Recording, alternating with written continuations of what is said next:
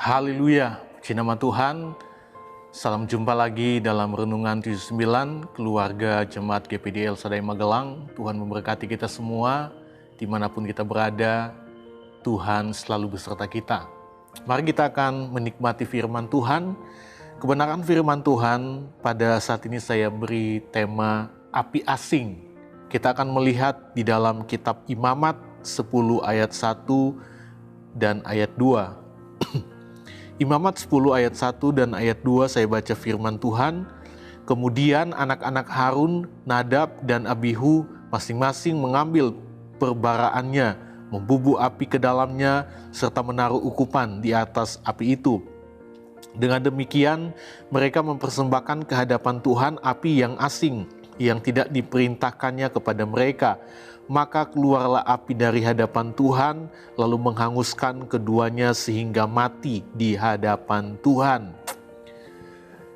Kita melihat kematian Nadab dan Abihu ini terkesan seakan Tuhan itu kejam tanpa ampun. Bukankah kesalahan yang dilakukan Nadab dan Abihu adalah hal yang sepele? Kenapa mereka harus mati? Kita melihat apa kesalahan Nadab dan Abihu. Yang pertama, mereka telah melanggar firman Tuhan, yaitu mempersembahkan persembahan kepada Tuhan dengan menghadirkan api asing. Jadi yang mereka beri kepada Tuhan adalah api asing. Api asing adalah api yang tidak semestinya berada dalam persembahan. Api yang mereka buat sendiri. Harusnya imam mengambil api yang ada di atas mezbah. Karena itu api yang datang dari Tuhan. Kita lihat sebelum peristiwa tentang kematian Nadab dan Abihu di dalam Imamat 9 ayat 23 sampai ayat 24. Masuklah Musa dan Harun ke dalam kemah pertemuan. Setelah keluar, mereka memberkati bangsa itu. Lalu tampaklah kemuliaan Tuhan kepada segenap bangsa itu. Ayat 24. Dan keluarlah api dari hadapan Tuhan, lalu menghanguskan korban bakaran dan segala lemak di atas mezbah. Tatkala seluruh bangsa itu melihatnya, bersorak-sorailah mereka, lalu sujud menyembah. Jadi sebelum peristiwa kematian Nadab dan Abihu, sudah ada api yang keluar, yaitu api yang dari Tuhan yang membakar persembahan yang ada di atas mezbah itu. Nah, seharusnya api yang di mezbah itu adalah api Tuhan, itulah yang harus diambil oleh imam untuk dibawa menjadi persembahan kepada Tuhan. Kita lihat di mata manusia kesalahan itu hanya sepele, kesalahan kesalahan Nadab dan Abihu itu hanya sepele. Tetapi di hadapan Tuhan itu dosa yang besar, sehingga mendatangkan kematian bagi Nadab dan Abihu. Karena kita lihat apa yang Tuhan lakukan saat itu sesuai dengan keadilannya. Itu sebabnya di sini Tuhan memandang bahwa itu adalah dosa yang besar. Perhatikan kata api asing dalam bahasa Ibrani pakai kata sur, yang berarti kita lihat definisinya dari sur ini adalah menjijikan atau memuakan. Dengan demikian apa yang dilakukan Nadab dan Abihu adalah hal yang menjijikan, hal yang memuakan di hadapan Tuhan. Tuhan tidak suka melihat hal itu. Tuhan tidak suka dengan hal semacam itu. Yang kedua kita lihat kesalahan dari Nadab dan Abihu, mereka melakukan apa yang tidak diperintahkan Tuhan, yang berarti mereka telah melakukan perbuatan yang hanya bisa dilakukan oleh imam besar. Dalam hal ini harusnya Harun ayah mereka. Jadi itu bukan tugas mereka, tetapi mereka melakukan sesuatu yang tidak diperintahkan oleh Tuhan. Mereka tidak menghormati Tuhan, mereka tidak menghormati kekudusan Tuhan. Itu sebabnya Tuhan membunuh mereka. Namun kalau kita melihat dari peristiwa ini, kematian Nadab dan Abihu, kita juga harus memahami kehidupan umat Tuhan dalam perjanjian lama dan umat Tuhan yang ada di zaman sekarang. Kehidupan umat Tuhan dalam perjanjian lama segala sesuatu diatur melalui ketetapan hukum Taurat. Dan setiap orang harus taat. Tidak boleh umat Tuhan pada saat itu hidup sesuka diri sendiri. Tidak boleh. Kalau tidak mereka akan menerima hukuman dari Tuhan. Dan itu yang terjadi kepada Nadab dan Abihu. Berbeda dengan umat Tuhan di zaman sekarang. Tidak lagi hidup di bawah hukum Taurat, tetapi hidup dalam anugerah kasih karunia. Namun bukan berarti tidak ada akibat dari dosa yang kita lakukan. Ada, tapi berbeda dengan zaman dalam perjanjian lama. Kita bersyukur karena kita ada di zaman sekarang, zaman anugerah kasih karunia. Tuhan masih memberi kita kesempatan untuk bertobat.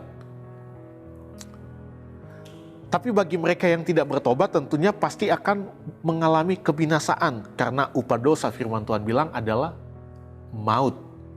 Jadi kita bersyukur kita ada di zaman kasih karunia. Berbeda dengan zaman dalam perjanjian lama. Ya, yang sekali salah langsung mati.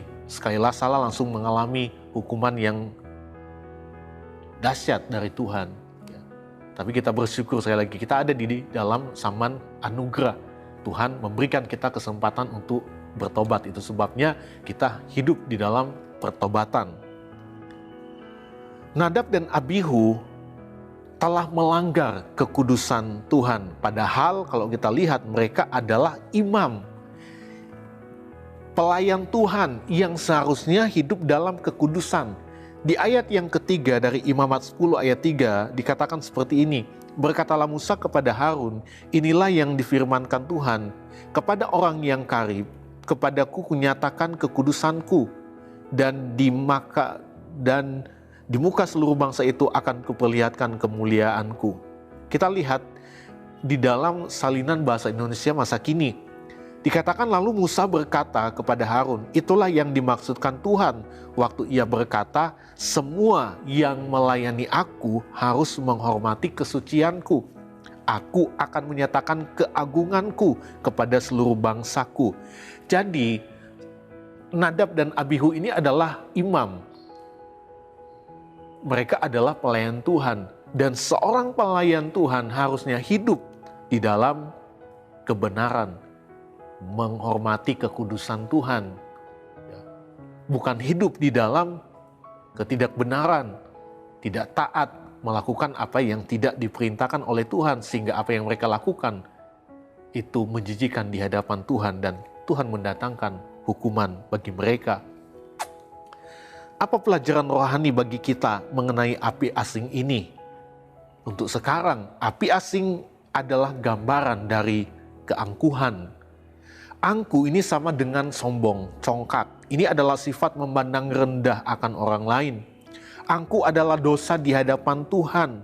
Itu sebabnya Tuhan sangat menentang orang yang angku, orang yang congkak.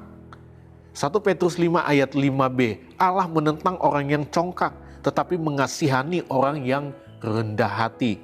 Jadi Allah menentang, Allah melawan orang yang congkak, orang yang angku, yang sombong. Tetapi Tuhan mengasihani orang yang rendah hati. Nadab dan Abihu telah membuat api asing. Hasil dari pemikiran mereka sendiri. Ini sama dengan api tandingan untuk dipertontonkan pada bangsa Israel. Seakan-akan mereka hebat.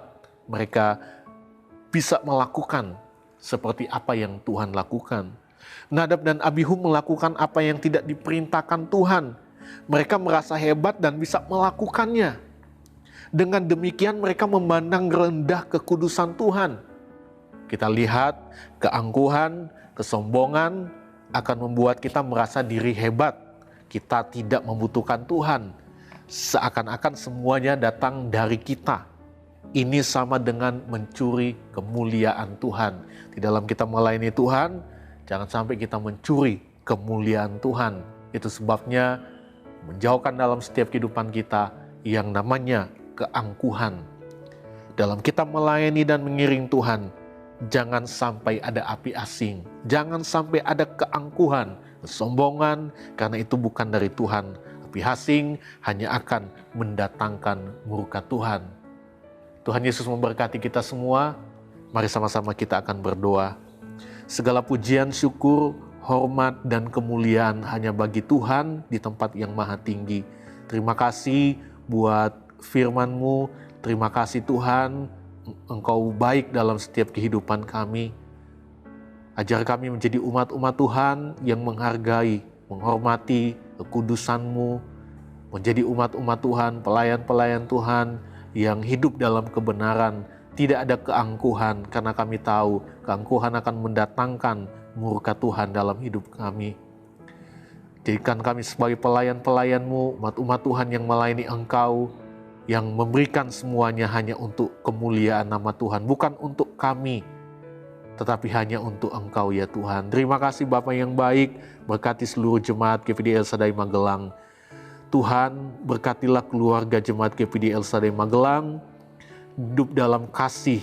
Kiranya kami tidak pemarah dan tidak menyimpan kesalahan orang lain, tidak bersukacita karena ketidakadilan, tetapi bersukacita karena kebenaran. Kami berdoa dalam nama Tuhan Yesus Kristus. Haleluya. Amin.